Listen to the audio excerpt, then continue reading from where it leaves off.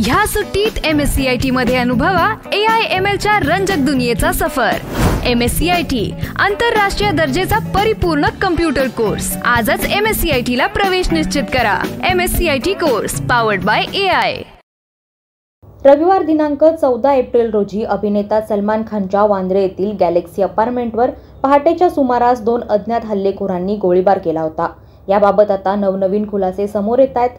ताब्यात घेतलेले दोन्ही हल्लेखोर पनवेल परिसरात वास्तव्यास असल्याचं निष्पन्न झालंय।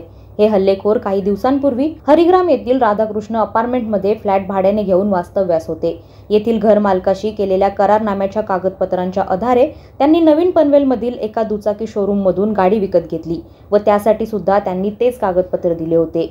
Mumbai police, crime branch, ATS आणि स्थानिक पोलीस या गुन्ह्याचा कसून शोध घेत आहेत। तपास पथकाने आतापर्यंत तपासलेले CCTV फुटेज आणि विविध माहितीच्या आधारे या 2 गुन्हेगारांचा शोध घेत असतानाच त्यांचं पनवेल येथील वास्तव्य उघडकीस आलं।